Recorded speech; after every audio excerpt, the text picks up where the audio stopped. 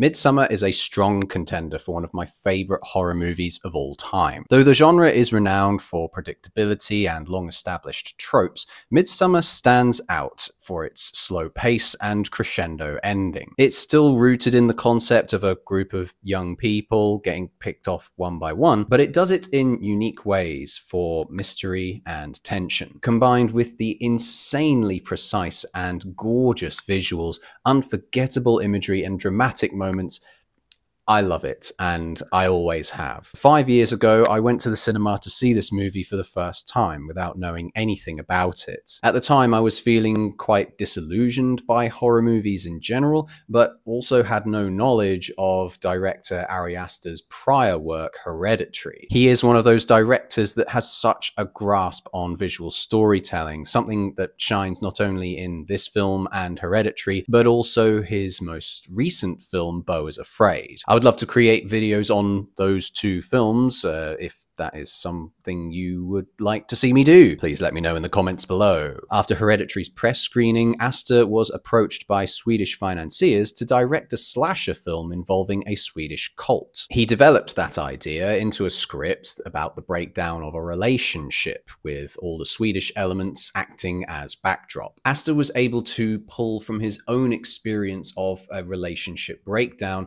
and channel it through the character Danny, the focal point of the film. He also spent a significant portion of his childhood moving to different places in the United States and the United Kingdom, where he had to adapt to new environments, and this experience was something he also channeled through the characters of the film. From here, I'm going to be unpacking this movie scene by scene, so if you haven't watched Midsommar yet, firstly, what on earth are you doing here? Secondly, go and watch it and come back fully prepared for everything I'm about to tell you about, because I am gonna spoil the shit out of it. Now, without further ado, let's get on with the review. Unconventionally, the film begins with a piece of artwork that is essentially the movie in picture form. Reading from left to right, it starts with the tragedy. The family, Danny, her parents, and her sister, are tied together by red threads. This not only denotes the exact method of death that is brought about in the film's opening, but also illustrates the intricate connection Danny shares with her family. The severing of such a connection will play a big role in how she becomes an integral part of her new family in the Commune. The second portion of the image shows Danny and her boyfriend Christian, the latter consoling her in her time of grief with what appears to be his fingers crossed behind his back. Immediately, something suspicious is indicated about him. He is hiding his hopes for breaking up with her. Above is Pelle, Christian's Swedish friend, observing the couple from above. He is not only seen drawing here, as he does in the film, but the positioning of him portrays him as Danny's guardian angel. He is not only drawing, but is making sinister plans to bring the couple to the Commune, both as a sacrifice and as the future May Queen. The third portion shows Pelle leading the group into the Commune, playing a flute like he's the Pied Piper of Hamelin. We then see Mark, Christian's lustful friend, depicted as the jester holding his vape. We also see the studious nature of the character Josh,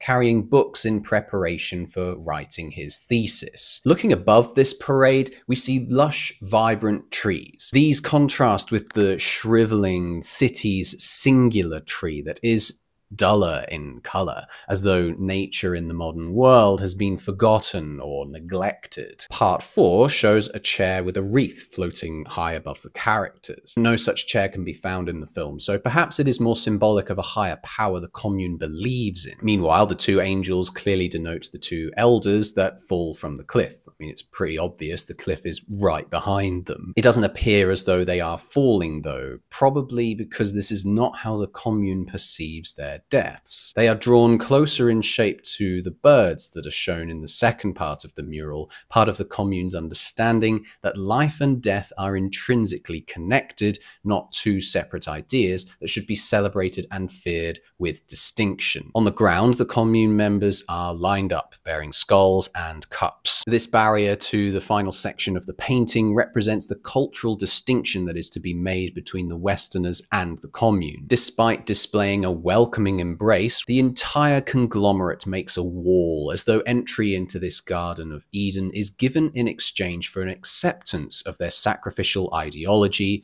and becoming one with the family. The final section displays the May Queen competition, with Dani effectively joining in with this acceptance of life and death being as one. She is not only positioned high above the community, but she rises high enough to be in sight of the sun, displaying that forced glee that will overcome Dani in the final shot of the film. Zooming out, we see the entire image is bordered with runes. I will talk about these in more detail later in the video, but I'm glad the movie didn't intend on cluing us in on what any of them actually mean. This prevents alienation through the use of excessive expository dialogue, whilst also adding another barrier of entry into this garden. The style of the painting shares similarities with The Garden of Earthly Delights by Hieronymus Bosch. It depicts a story with heaven portrayed on one side and hell on the other. The painting in Midsommar appears to display this idea in reverse, i.e. how we can turn modern society, hell, back into a place of purity, ritual, and oneness with nature. We are given less than 30 seconds to observe this magnificent artwork, and the film plays this very heavenly piece of music underneath. The piece doesn't exactly end on a perfect cadence, however, as though to indicate that the tale's end isn't necessarily a good one. This childlike prelude to the horror of the film reminds me of early Disney movies that showed the movie in book form before the story is told out in detail. All is innocent and charming until we see those images brought to life, and tragedy will inevitably unfold. Looking at the mural, I wanted to understand where exactly it fits into the narrative, because we don't actually see it beyond this point. I assume this was something that Pele created either before or after the Midsummer Festival takes place. He is not only the master sketcher in the film, but getting his desired outcome of bringing sacrifices and a May Queen to the Commune would require very intense planning and manipulation of his friends. This image is effectively the plan that he had mapped out and will successfully achieve by the end of the film. In this strange transition of splitting the painting in half, beyond we see the purest winter depicted. The haunting sight of a forest engulfed in snow, accompanied by a solitary female singer, paints a picture of death in a very literal way. There is no way anything could live in a place like this. Perhaps the only real jump scare of the movie happens here when a phone rings loudly into the viewer's ears, abruptly interrupting the singer. The film then cuts to a city that is also shrouded in winter. Though nothing would survive in the wild, houses glittered with lights and snow-covered rooftops display what humans have created to fight off death. With each thundering phone ring, the camera snaps from neighborhood to house to bedroom where the source of the sound is coming from. A singular slow pan to the right, and we see Dani's parents' final moments alive, accompanied by the sound of car exhaust flooding the room. I found it intriguing to see the flowers positioned above this small photograph of Dani on a bedside table, resembling Dani's final transformation at the end of the film. This moment is the catalyst that sends Dani on her journey to become the May Queen, so having her depicted in the past, present, and future simultaneously shows just how much thought went into her character's journey. Through the shot of Dani's email box, we can see that this moment of tragedy is set days before Christmas, a celebration of the gradual increase in early morning light and the end of the cold and dark. Perhaps because the majority of the film depicts the celebration of the summer solstice, the highest peak of life, it is fitting to see the abject misery that can befall characters in a time so commonly associated with death. It is here that we are introduced to Dani's character and her relationship with her boyfriend Christian. Praise is due firstly to the entire phone call being recorded in one take, but also how mere minutes into the scene, Pugh is able to seriously flex her acting skills. The way she forces smiles and brings tears on cue, wiping them away hastily to repress her emotions. Something is definitely not right between these two. The script characterizes Christian excellently from the offset too. The way he warps the seriousness of Dani's sister Terry's mental health and blaming Dani for enabling her negative behavior can be seen from either character's point of view. Because the focus is on Dani though, and the emotions that she brings, We are immediately put in her shoes. We know so little about these characters at this point, but seeing Danny's face close up with tears flowing, fighting back emotions for the security of keeping the boyfriend she clearly loves but doesn't love her back, is so bloody toxic. Dr. Josh. I wasn't you. I'm just trying to focus. That's for you. By cutting to Christian in his bar with his friends, it's clear that we are going to be getting his point of view too, even if this is heavily affected by friends he could have picked a little better. You could be getting that girl pregnant right now. And don't forget about all the Swedish women you can impregnate in June. Okay, guys. Don't forget about all the Swedish milkmaids. Even from the first scene with Pele, he is putting tempting ideas into Christian's head. This is also visually illustrated by the set design. The placement of this particular photo hanging right above Christian's head is so deliberate. It truly makes me wonder how far Pele went in order to put his grand plan into motion. We can't possibly know. That unknown is precisely what makes the slow motion sequence of death that follows so horrifying. We have no idea exactly why this tragedy happened, and Danny being out of the loop as well brings us closer to her as we share those same feelings of shock and horror. How cruel it is that Danny is left with survivor's guilt tormenting her throughout the remainder of the movie. The sound of Pugh's voice breaking as she cries into Christian's lap indicates the sheer amount of time she has been crying for. The camera moves from the entrance of Danny's apartment, floating above the couple,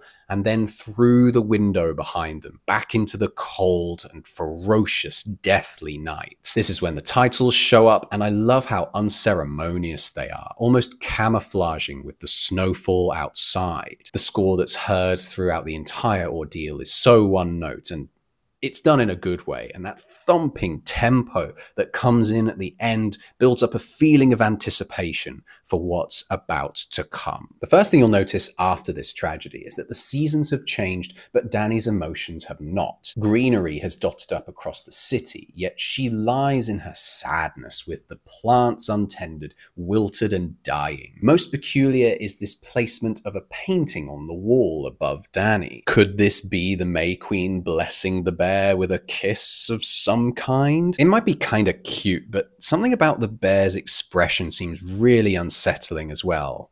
Like he's afraid or something. Perhaps this painting indicates a kiss of death that mirrors her decision to burn her own boyfriend at the end of the movie. How you feeling? The man who would become the bear then enters the room, and we start to see the deterioration of their relationship. The delivery bears a note of tedium, as though he knows the answer before she's even given one. You okay? You feeling okay? How you doing? You gonna be okay? Whether he genuinely wants to know or if he's doing it out of habit is brought into question too. The pair then go to a party that's in the middle of the day, and the awkwardness of the situation is palpable. Not only because she's surrounded by a group of men that have made travel plans without Christian telling her, but the way he was going to sneak off to the party without her. Where are you going? I was just gonna go to that party for 45 minutes. You just keep sleeping. No, I'll come with you. You sure you've had enough sleep? I wasn't sleeping anyway. Cutting straight to a shot of her wondering why she's even there further illustrates the strain that's placed on their relationship. Even in the taxi ride home, there's zero communication between the two, barely able to even look at one another. Christian is all Danny has, and that's why he's unable to push her away for fear of guilt, I suppose. You know, I say Christian is all Danny has, but her friend that she was speaking to on the phone right before her parents died never returns in the movie. Is it possible that Danny pushed away all of her other friends in favor of spending time with the one person that she was able to grieve with? When they return home, Danny spends a few seconds looking off-screen right, mirroring the girl in the small piece of artwork on her front door. The positioning of the pair here appears significant to me. Christian being reflected in the mirror shows how worlds apart they are from each other despite being in the same room. Her loss may have kept the pair connected, but they still remain distant. Danny then moves closer to the camera and suddenly she's really imposing, with Christian shrinking out of focus. More of this guilt setting in whilst asserting the betrayal she feels. I believe the set design of Danny's apartment attempts to shine some light on what kind of a person she is. The trouble is, I'm not sure what meaning a lot of it holds. Aside from photos of her friends and family, there's also a black and white photo of a man at a desk with his hand on his face. Above this, there's also this crazy fish and dinosaurs painting, and we even get a look at a painting that's next to the sofa, which looks like some people drowning into the earth. I'm not sure any of it really serves to inform us of her character, aside from the heavy foreshadowing that comes with the bear painting. In the following scene, Christian is positioned in a mirror again, even more out of focus and smaller this time. I invited Danny to come to Sweden. She's not actually going to come, but I invited her. You invited her to... But she's not coming. She doesn't want to? I invited her, and she accepted, but she's not actually coming to Sweden. His defensive demeanor and need to completely control the situation is shown here. He's practically got Danny in a headlock by the time she arrives as well. When the camera cuts to the couple with a painting of the Wizard of Oz's scarecrow on top of the fridge, If I only had a brain. what an association. Both this modest, naive girl who is getting roped into a lad's trip to Sweden, Don't forget about all the Swedish women you can impregnate in June. and the idiot that hasn't broken it off with her yet. Well done. Christian, can I get you to take a look at this paragraph real quick? Yeah. Sure. I'll be back. The way that the phrase, "Can I have a word with you?" is transformed with this academic dressing, just because the pair have totally unrealistic, boyish fantasies about what this trip to Sweden will entail. Don't forget about all the Swedish milkmaids. Mark even forgets to pick up the laptop when he gets up.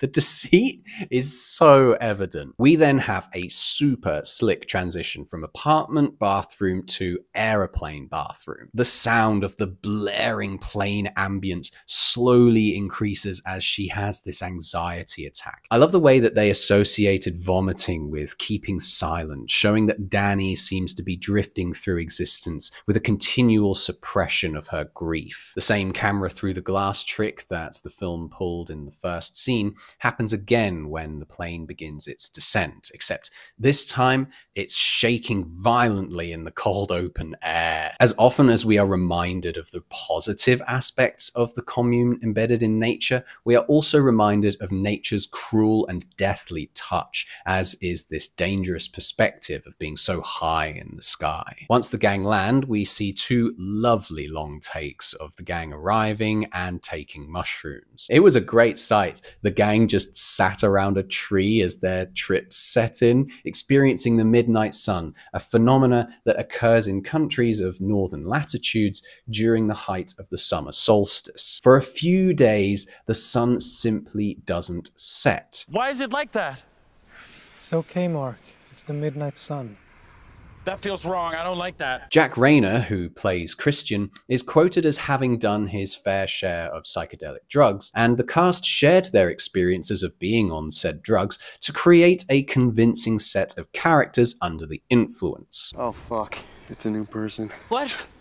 I don't want new people right now. Will Poulter definitely brought conviction to the table in this scene too. I'm just gonna lay down, okay? Everybody else lay down. Guys, do it. It feels so nice. Josh, can you lay down, please? I can't say if these super subtle special effects are accurate to a mushroom trip, but artistically, I think they are top tier. Kudos to the visual effects department for showing such restraint during this sequence. They could have gone so over the top here, but all show subtlety that makes for an unsettling experience as a viewer. Poor Danny, though, going into full panic mode during the first few hours of her holiday. The spherical eye distortion, thinking she sees her sister behind her, all was quite terrifying. Better still was the flashing police lights reflected off the faces of her sister and her sleeping parents. It's not inconceivable that this was a memory of a time the family shared with the TV on, watching a crime show of some kind. However, the sinister look from the sister and and the fact their parents died during their sleep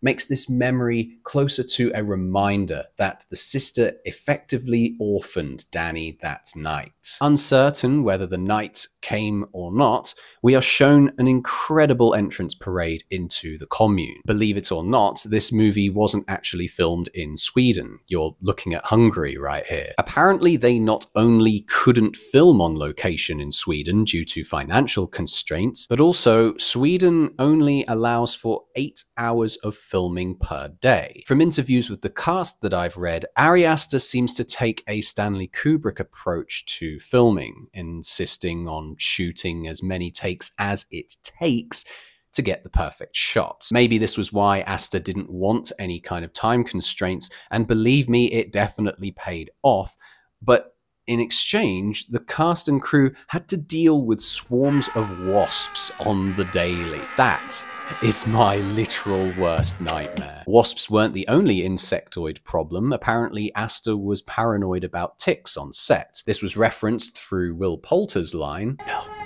check my scope for ticks, then I'll check yours. though whether this line was ad-lib or in the script, I don't actually know. Either way, the sheer passion displayed from the set designers of this film is second to none. It's all so creatively conjured and brought to life here. The costume designers also went above and beyond to get an accurate depiction of pagan clothing. Costume designer Andrea Flesch claims that many pieces were hand-embroidered, with costumes used to signify different families and different jobs within the community. Each costume was given an individual runic symbol to identify the characters. And it's not just the exteriors and costumes that got the full artistic treatment, but the interior designs with full murals painted within barns.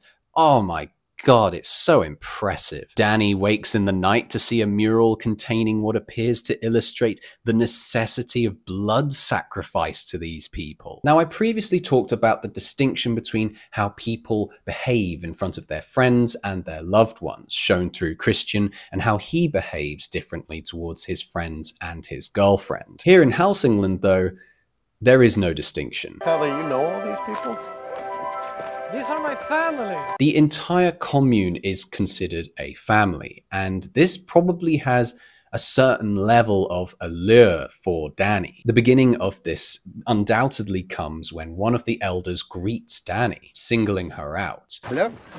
Hello. Hello. Hello. Hey. Hello. Hello. Welcome. Hi. Welcome. Hi. Welcome home. Oh. With the loss of her family, which the commune are no doubt aware of, it's easy to see how she would be enticed into becoming one with people that are so separated from the world she has left behind. Within the isolation that this commune exists in, it's easy to wonder how they reproduce in order to maintain themselves. We learn later in the film that they shun incest almost entirely and select outsiders for ritualistic sexual purposes. The character Ruben being the only exception to this outcome, as his physical deformation is inferred as being the result of inbreeding. The red-headed girl Maya is then introduced effectively too. It is commonplace for the virgin to be part of the sacrifice in stereotypical horror movies, but here she is used for the sustainment of the commune. As sinister as the communal plotting may seem on the surface, Danny and Christian's toxic relationship continuing to fester makes it hard to find the commune's intentions as anything other than the inevitable outcome of the pair's inability to break up. The pair can't even agree on how long they've been together, and Christian even forgets it's Danny's birthday. We are then presented with a mural depicting what Ingmar calls a love story. The first idea is that of characters putting things under pillows and beds. We first see a woman placing a pair of scissors under the pillow of a crying baby, which doesn't seem to do anything aside from keep the baby crying throughout the entire film. Pelle describes in one scene how during school time, kids carve runes and put them under their pillows so they can dream about their powers. Maya is seen scratching away at a carved rune midway through the film, which she in turn puts under Christian's bed. We don't see her putting flowers under her own pillow, but she does appear to put pubic hair in his lunch and her own blood in his drink. Strangely, nobody in the group seems to notice that he's the only one someone with a different coloured drink, though. Those outside the commune would definitely not see this as a love story. Despite these two being dressed up in wedding colours, the large pregnancy bump seems to be the more important factor for the culture here. Her mother is on pilgrimage. The babies are raised here by everyone. When everyone around you is family, however, the need for marital stability isn't something that would be prioritised. The community will help look after the child. Well, we think of life like the seasons. So you're a child until you're 18, and that's spring. And then at some point we all do our pilgrimage, which is between 18 and 36, and that's summer. 36 to 54. We're a working age, which is fall. And then finally from 54 to 72, you become a mentor. What happens at 72? This is the first point in the movie that these shifts in ethical and moral perspectives are made clear to the audience. The narrow viewpoints of those who have never known anything other than a life in Western Christian civilization are about to get a big shock when the morning comes. The next day begins with a replaying of the solo vocalist that's heard in the intro of the film. Though it initially seems diegetic and coming from this lady here, it continues into a shot of the tetrahedron. It's great that by shifting the sound in this way, it jabs the viewer, having the characters in the commune knowing what's about to happen, some even celebrating it, whilst also making things unsettling enough that you don't know where vocal sounds are coming from. We then have a segment that successfully makes folly of Western laziness and anxiety amidst other cultures. Somebody should tell those girls they're walking stupid. Despite Mark mocking the tradition of picking flowers backwards, Danny does this in an attempt to rekindle her relationship with Christian. We also see the British girl turning around to keep an eye on when exactly sitting is appropriate, and all the commune members sit without this jumpy behaviour. How long do they typically stand? We're gonna stand until it's right to sit. Perhaps they're using their ears instead of their eyes. Even Mark holds a glass of ale or cider or something, ready to drink at the first opportunity. "Whee, lads in Sweden! Good luck holding me back, EasyJet." These moments really had me appreciating all these shots of so many people acting in unison for the camera. Not only would the director have had to deal with hundreds of crew members on set every day anyway, but organising hundreds of actors on set in these endless outdoor shots as well. It's very impressive. Something I noticed as well was this sharp exhale inhale business characters perform throughout the movie.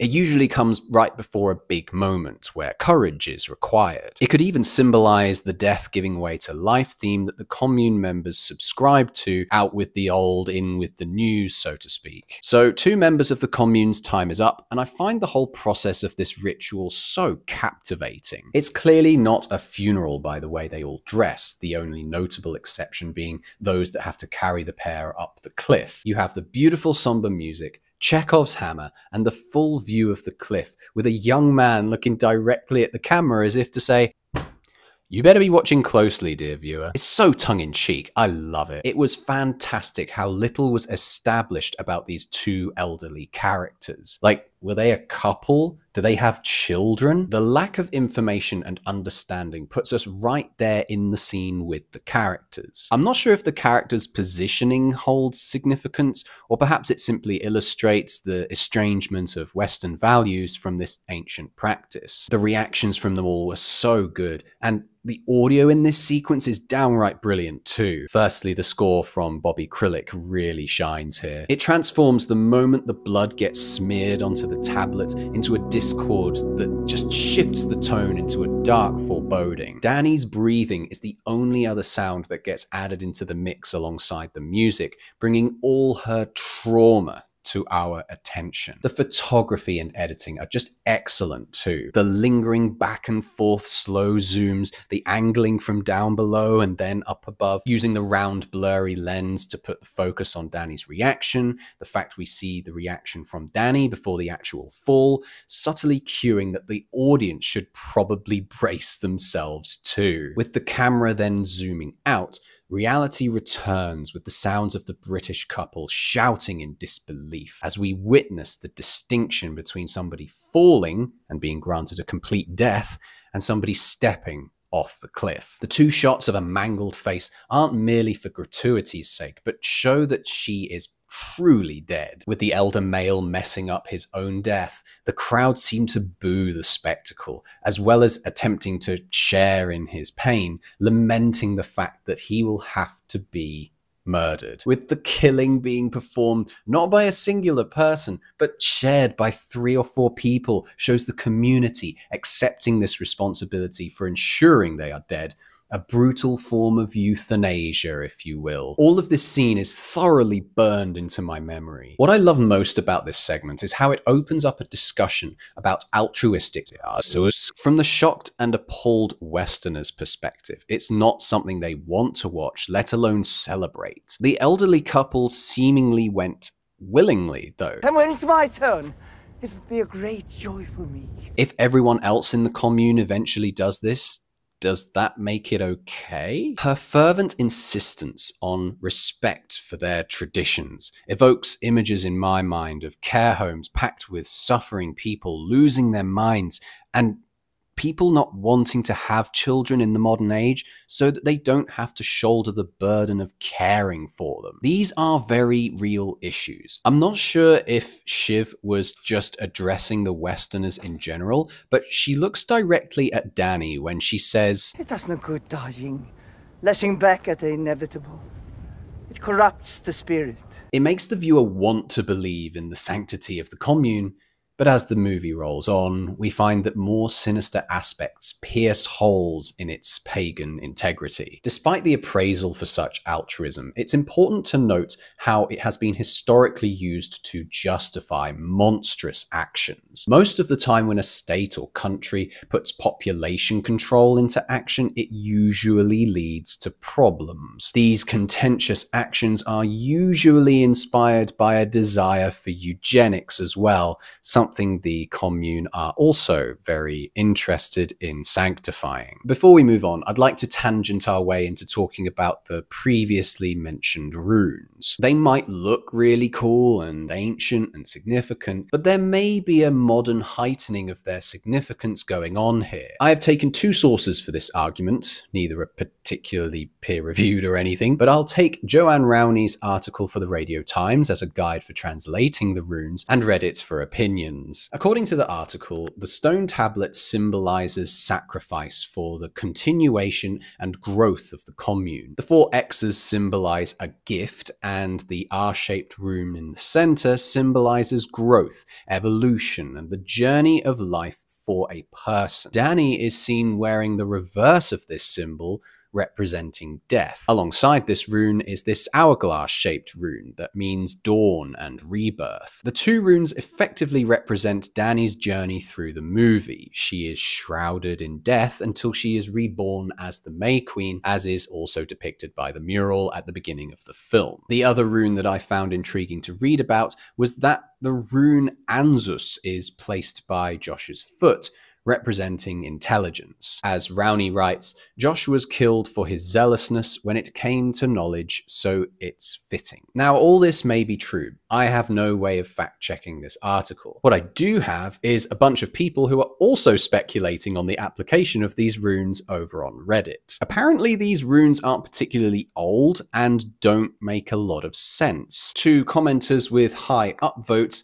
talk about the interpretations of the runes as being modern definitions and neo-pagan gibberish. The most interesting takeaway I got from Reddit, though, was a particular scene that was discussed that I thought was relatively unimportant in the grand scheme, but actually makes the commune more insidious. What alphabet is that from? The younger Futhark? Actually, that is the elder Futhark. Which, as Down Goes the Ream points out, the group aren't historical or ancient, they are LARPers. Their outward appearance of an honest, archaic Swedish commune is a facade. The moment an anthropologist comes in and starts questioning the validity of the commune, especially in relation to their runes, he's basically asking for death. I really like that scene with Christian being so apathetic towards Josh and his thesis. All throughout the movie, we see Josh with his head down, bookworm as fuck.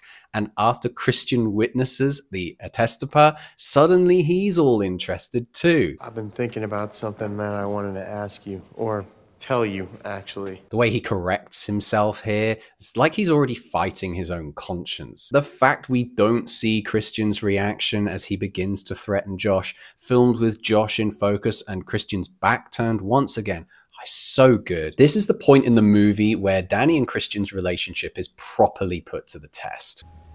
Christian could walk in. He's what I'm talking about. Do you feel held by him? Does he feel like home to you? On the one hand, it's easy to see how manipulative Pele is being here, but damn if he doesn't make a compelling argument. The idea of being swept up by a family and spreading that belief to Danny. It's not even much of a belief. Like, you don't have to be religious to know how valuable having a home is. A home may literally be a place where you live, but the people you share that living space with are equally your home. Danny would be especially aware of this because she doesn't have a home to go back to anymore. This was probably how Pele could look as persuasive as he does. My parents, they burned up in a fire and I became technically an orphan. Yet, we have no idea how true that statement is. It might have some merit considering the grand burning of the tetrahedron at the end of the movie though. Maybe they were volunteers. In the director's cut, there's a deleted scene where the commune looks as though they're about to drown a child in a makeshift theatre performance. I haven't spoken about any of the other deleted scenes because A, a lot of them consist of Mark just being more douchey than necessary, and B, it's really hard to find the director's cut of this movie on streaming sites. Thankfully, the only scene I thought was worth talking about is available on YouTube, and I highly recommend you watch it if you get the chance. You're left uncertain as to whether it was Danny that actually prevented this child from being sacrificed, or if it was all part of the play. The argument between the two that followed was written and performed spectacularly. She's seeing the ulterior motives of the commune. Your opportunistic anthropology students. They depend on no one knowing about this ever. Not necessarily. Okay, I want to leave. Okay, then you can leave, but I'm staying. Do you not love me anymore?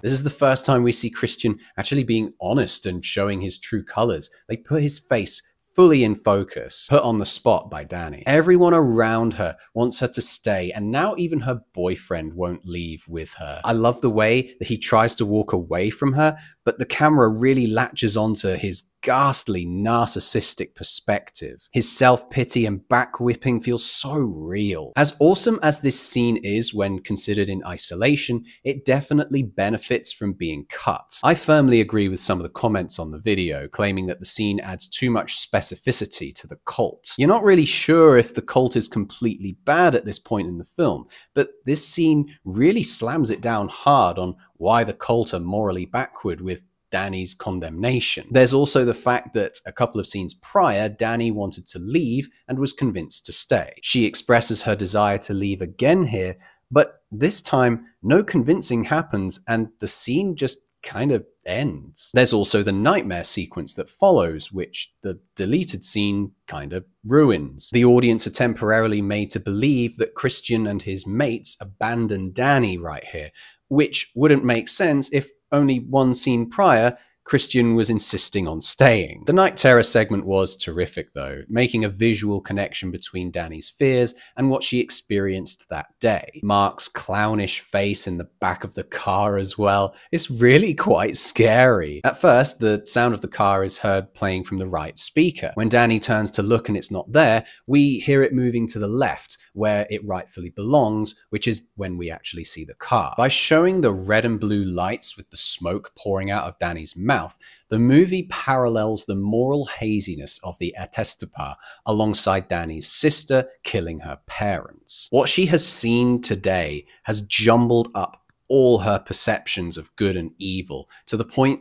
that she can't even trust the people that brought her here. I thought it was interesting that we see Pele working the garden. Just working in the garden. Which reminded me of the painted girl who cuts flowers and puts them under her pillow to create sexual dreams. Mark then seals his fate by picking the weirdest place to piss. The commune has toilets, and he's not exactly obscured from view for privacy. He's just an ignorant boy, I guess? Any word? Yeah, they say you can do it, as long as you absolutely don't use any names or the location is never even hinted at. Okay. Yeah. And you'll have to sign an agreement to that. I highly doubt Pele actually spoke to the elders about documenting the place for a thesis. Knowing that the knowledge could never leave the commune anyway, I think he's just giving Josh hopes before his demise. That line from the deleted scene, You're opportunistic anthropology students, becomes a stark reality with Josh's death. He flew too close to the sun and got burned. Though, to be honest, I'm not too big on this scene. I liked the image of Josh going to bed with his shoes on. If they then cut to his empty bed the next morning without seeing his death,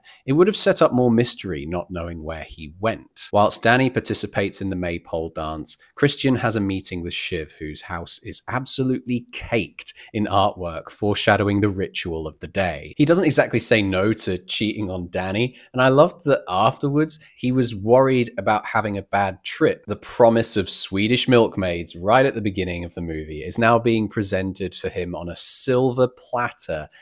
Of course he would have a bad trip. The trippy dance sequence is so well shot. Fades are commonly used to show time passing in movies, but the overlaying of fades becomes so intense that 3 instances of Danny are seen dancing simultaneously. Time itself is a complete blur. The sun is bright, and her face as the May Queen is present for a brief moment too. She sees the future, an objective. It's really cool. Danny appears to speak Swedish at one point briefly too, perhaps another element of foresight now that she is trapped in the commune. That inevitability seems to tie into a suspicion I have about the dance. I think all the girls fell down so that Danny could be queen. What an embarrassment it would have been for Pele if she had fallen here. The trip really moves into 5th gear with this parade though. All the people's facial features begin to be spherized, which I find really disturbing. The flowers in the crown and the throne keep pulsating, and even Danny's parents are seen in the crowd. Everything in the background is warping. There's even one shot of a bunch of trees with a face in it. I watched this really annoying YouTube short that claimed this was her sister,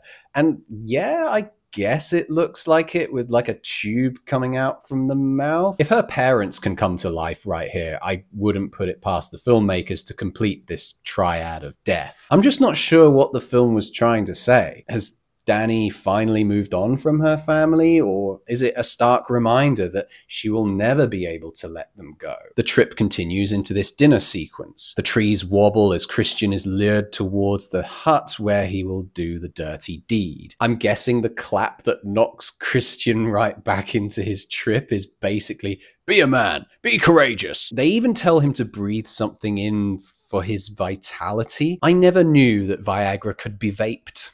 Rainer genuinely looks like he's on a bad trip here. I'm not sure if his pupils being really dilated here was a special effect, but the way he's all hunched up and shivering was an awesome touch to the performance. I don't know why, but I really love this guy's mask here as well. The same mask is worn by the dudes that set the tetrahedron on fire later, who are accompanied by a priest, I guess, whose strings droop down a lot lower than theirs. Something about the commune that struck me as quite unsettling is the fact that somebody always seems to be watching during every event in the film. We're led to believe that Ruben is watching this sexual event unfold, or at least it appears as though that's what's happening. The corner of this room also has a bed, but it seems unoccupied. It could just be underlit or a continuity error. I honestly can't make heads or tails of it. The surrounding naked women seem to serve as a support bubble for both participants. With this presumably being Maya's first time,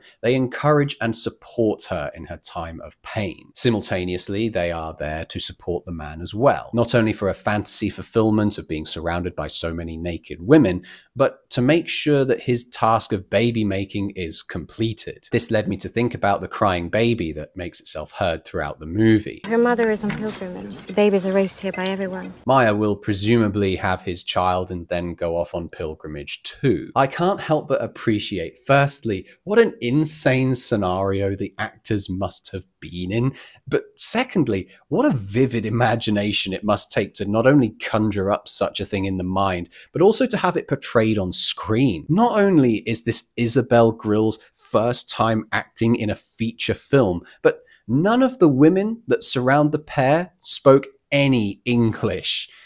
That is nuts. Like, how do you find people to do that on Craigslist? Once Dani has bore witness to her partner's cheating, we in turn witness a tidal wave of emotions pouring out of the cast. I loved that synchronization of moaning that happens, with Dani screaming in agony and the girls performing what appears to be a deep breathing exercise to calm her down. We have sheer pain and betrayal juxtaposed with absolute pleasure. Christian then has that crushing realization of what he's done, humiliatingly running around outside in the nude. That is scary. That is an actual living nightmare. Both characters having their worst nightmares play out in front of them, all for the singular purpose of sustaining the commune. Though, as for what Christian sees, like, how the hell did they manage to get Simon to be in that condition and still be breathing? What a terrifying camera angle of Christian's point of view we see here as well. Like, apparently this is a method of ritual execution described in skaldic poems that's known as the Blood Eagle. Whether they actually took place historically is subject to debate, but according to Wikipedia, none of the skaldic poetry details a human surviving such an encounter. 9 human lives in total are sacrificed to the gods. The elderly couple, Connie, Simon, Mark, Josh, Ingmar, Ulf, and last but not least, Christian. 2 who have volunteered. Ingmar and Ulf. Ulf is the guy who was very unhappy that Mark pissed on a tree. You have brought outside offerings, thus volunteering your own bodies. This does seem a little odd because we don't really see what new bloods Ulf supplied. Like, there are a couple of extras in the beginning. I just assumed they were already part of the commune and were just returning from their own pilgrimage without any sacrifices. I believe that the 2 volunteers didn't really volunteer and that they are having to volunteer because they disgraced the community. Ingmar created the disruption at the Attestupa and Ulf failed to protect the ancestral tree. Though in both cases, the visitors were not sufficiently warned about the customs and sanctity of these rituals. Before burning, the commune announces the closure of the ceremony, which is entirely in English for some reason. For some, the choice that Dani makes might seem like a no-brainer, but Christian was there for her, like, even if he wasn't entirely present mentally. She also loved and cared for him, but that feeling was never truly reciprocated. With that betrayal setting in again, Pugh's iconic facial expression makes it clear why she makes this choice. The tetrahedron is filled with its sacrifices, and the mural from the beginning comes full circle, with Mark's stuffed body dressed up like a jester. The elders seem to be filled with fruit when put into the barn, similar to... wait, it can't be the elders, they were burnt. Who were they? Who was stuffed with fruit? The 4 new bloods have already been supplied. As for our end, we have 2 already dedicated.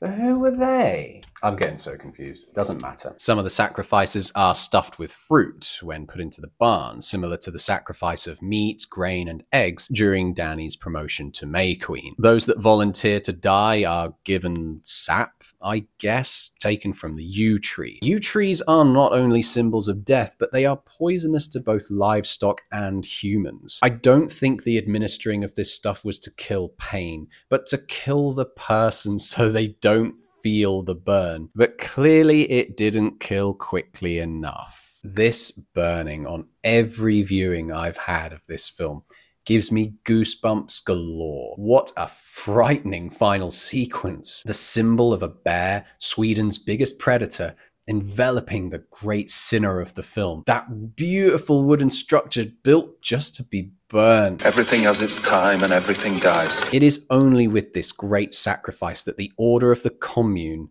melts into chaos. People become completely primal, emotions running absolutely rampant. Just like when the elder stepped off the cliff instead of falling, and when Danny breaks down in betrayal, the screams of pain heard from within causes everyone to share in that experience. They grieve and celebrate at the same time. Danny is seen dressed up in the giant flower dress, and she too grieves, choking on the billowing smoke. She sees all the others relinquishing their anger, feeling themselves into a frenzy, and she realizes she's not the only one losing here. All grief in this community is shared, and when she comes to that realization, only then does she find a place of belonging. How she stifled her grief and now can truly let it all go.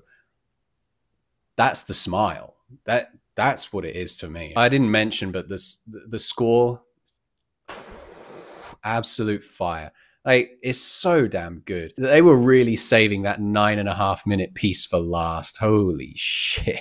Production designer Henrik Svensson points out that the film has no real surprises in it. This is something that I disagree with personally, as I couldn't exactly say burning down the beautiful tetrahedron was something I ever saw coming. Maybe somebody who has watched The Wicker Man a few too many times might see this coming, but most of the killing takes place off screen, and that restraint is rare for a horror movie. With the exception of Josh's death, there's no big glorious slasher killing of the characters. This defies expectations, as does the questionable justification of Christian's demise. I don't think that Danny's grin is of satisfaction. I think that it comes with a deeper understanding of what she's now enveloped in. Christian is a very flawed and emotionally cold character, and nobody deserves this fate. I imagine that if this movie was made 30 years ago, it would have had him as the main character, with his girlfriend being this suffocating, overbearing individual who just believes in all the pagan rhetoric like he does. The movie concisely depicts two forms of family, displaying a battle between tradition and modern individualistic values. I believe this conflict is the film's strongest aspect. The Commune doesn't crumble from the deaths of the two elder members, unlike Danny, whose family is destroyed and is apparently left with nobody but her boyfriend. The film compares and contrasts the two societies' notions of family, one of a singular household and the other that is a large multifunctioning organism that lives in harmony with nature. Which one is better? You decide. Thanks for watching. This video was made possible by a very generous supporter on Patreon. You too can commission videos like this one. Head on over to my Patreon page for more details. See you on the next one.